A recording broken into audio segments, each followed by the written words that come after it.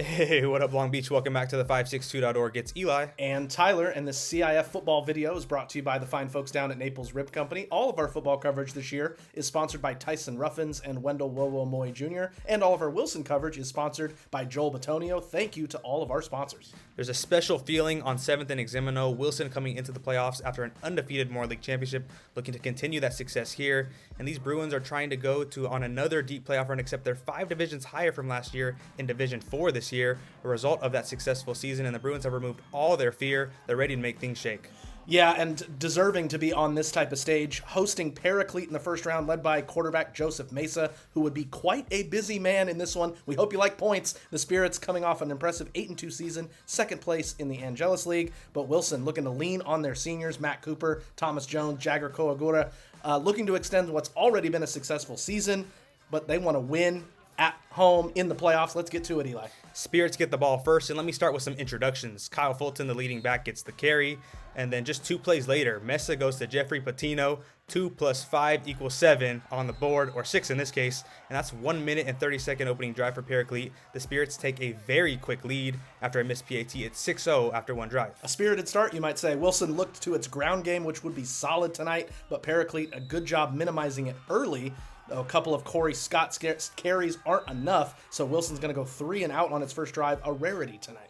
So back the other way we go. Mesa looks deep and finds Adrian Jones on the sideline, and he's just a big play waiting to happen. Allow me to introduce you to Mr. Jones, edition number 1. The Spirits back into the end zone just halfway through the first. They lead 12-0. Yeah, Wilson definitely back on their heels a little bit, but when they got the ball back, they're ready now. Matt Cooper goes across the middle to Tom Jones, a.k.a. Mr. Jones, version number 2. Wilson into the end zone after just a 2-play drive, and they're right back in it, down 12-7. Paraclete looking to keep the scoring going, and they do just that. Hey, Patino, I'm running here. As Patino picks up a first down and more. Mesa then spreading the wealth around as he finds Fulton out of the backfield for the catch and run past midfield. He was dangerous out of the backfield, whether you ran it to him or threw it to him. And speaking of spreading the wealth, there goes Savon Gentle, and that is good on Sundays, ladies and gentlemen. That's 2 feet in, and Savon Gentle looking like Savage Rude, and the Spirits grow their lead 20-7 at the end of the first quarter. You're not nice, you're rude. Wilson looking for a response as they feed Scott the ball. Scott, feed it. Is he going to hit the hole, and goes deep into Spirits territory, and they sure didn't kick it to him tonight, but try and tackle this guy on the screen. That's Kyle Harris, 6 in for 6. The sophomore is elusive. He would leave the game with an injury, unfortunately, but good to see him getting in the end zone and getting these sellies off. 20-14. And if you didn't get the memo, both teams are just driving with ease. Paraclete with the pass to Jones before going back to the ground as Fulton gets another carry, and that's another first down on the ground. Then on 4th down, Mesa drops back, and he's been working on his improv. The senior buys all the time in the world before tossing it to the corner, and where there's an end zone, there's a Jones. Adrian Jones with the toe tap, and both feet are in the end zone. So again, they grow a 2-score lead. It's 26-14, Spirits with 6 minutes till half. Yeah, Mesa's doing his time at UCB, clearly. Wilson looking for another score before half. They get the ball back to Scott for a nice gain. Then Cooper drops back and finds Dramel Grigsby across the middle, down inside the 5. Wilson has time, and they know how to use it. The goal line package is a little tricky. It ends up with the great Grigsby as he's into the end zone all alone. 26-20 Paraclete, 2:38 till half. So maybe we could take a deep breath, go to halftime, Eli? But Paraclete ran this outside toss about 10 times today, and you can't blame them. Fulton with a nice gain, and we are not just going to the half, Tyler. Mesa pulls it himself and gets tripped up right at the goal line. He'd be marked right at the 1-yard line, and then back to Fulton, and he is in. The sophomore had a productive night with 24 carries and 106 yards, and surely, right, this would just take us to half. We're done with the scoring for the half, right, Tyler? I don't know, dude. I think we got some more points in us on the ensuing kickoff. The Spirits didn't kick it deep, but they kicked it to Grigsby, and he would make them pay as he's going to return it to the Paraclete 41-yard line. Still 1:07 left to play. That's a lifetime in this football game. Wilson goes right back to Grigsby, and the sophomore goes east and west before working north. A big play into the red zone.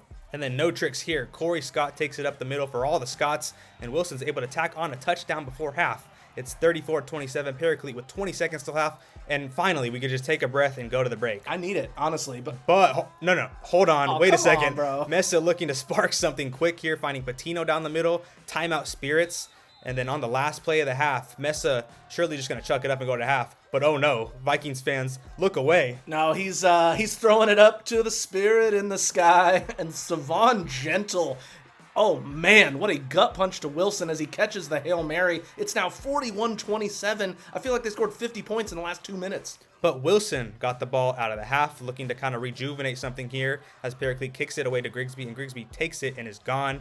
One cut is all it took for the great Grigsby to take off en route to the end zone. But hold on.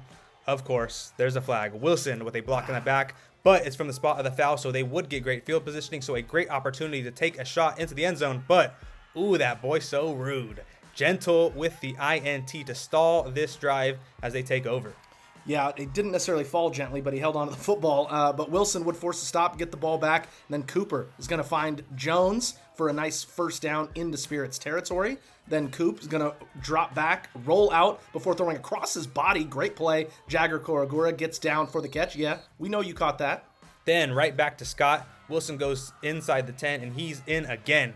Scott with his second touchdown of the night, nearing 100 yards. Wilson able to bring it back within a score, 41-33, halfway through the third quarter. Yeah, so the points have slowed down a little bit, but still plenty of offense. Paraclete looking to add yet another score as Mesa's going to find Jones down the middle, and then he's going to do the rest for a big gain. Just a tough guy to get your hands around. Then Mesa buying time, falling back, chucks this one up to number 5, but it's the wrong number 5 if you ask him. Andrew Pigwa, the second, comes up with a huge INT as it keeps it a one-score game for Wilson headed to the fourth quarter. Looking for the equalizer, Cooper goes to Mr. Reliable, a.k.a. Mr. Jones, for a first down pickup on the screenplay. Again, Reliable down the middle as always. Then again, Tom Jones with another catch. Take a look at these moves, getting the Bruins inside of that 10-yard line. Yeah, they can get you in a lot of different ways. And then here come the Scotts. Corey Scott with a massive night for Wilson. He almost takes this one into the end zone. The ref said he stepped out at the 3, so can't celebrate yet. Here we are near the goal line. Who's it going to be? Ultimate Grigsby. Wilson in for the touchdown, now within 2 points.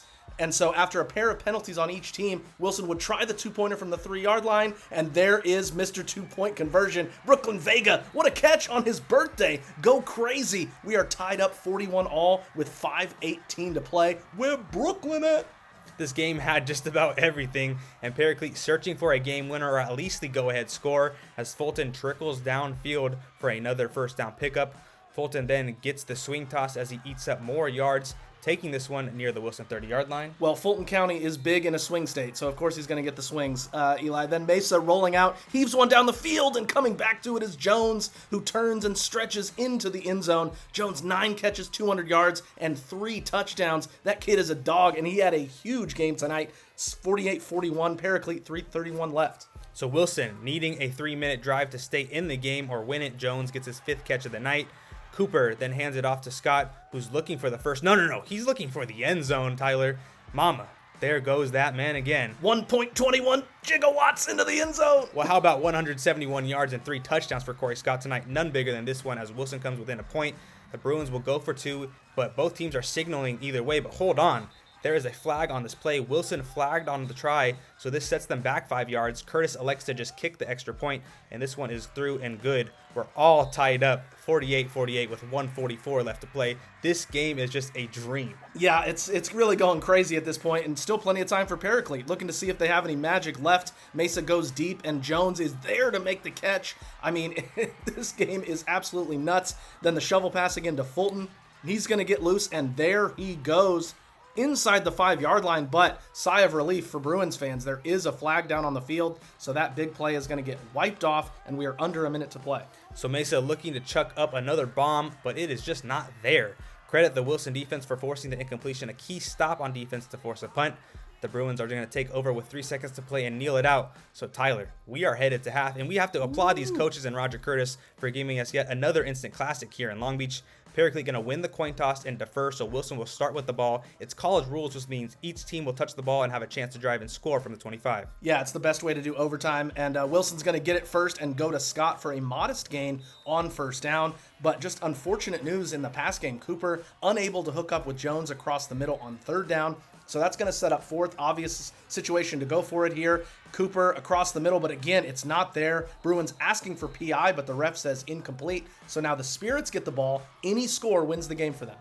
Yeah, they go for the run on first down, but Wilson stuffs it, so a nice positive play for those Bruins. But 2 plays later from the 25, mama, there goes that rude man again. And it's winner, first round dinner for Paraclete. Gentle with his 3rd touchdown of the night for Paraclete, showing some great sportsmanship in one of the biggest moments of his high school career. But the Spirits can finally celebrate a win as they walk into Long Beach and give us an instant classic with Wilson. 54-48 is your final score, but what was an all-timer here at 7th and Eximino. Yeah, what a finish there as Paraclete does go gently into that good night. And for Roderick Curtis and these seniors, nothing to put your head down about. Going undefeated in Moore League for the first time since 1991, and plenty of great memories made along the way this season. Salute to the Wilson Bruins for a great year. Well, that's it for the football season. We hope you join us for the winter sports that are coming up. And for all things Long Beach sports, you're on the right spot, the562.org.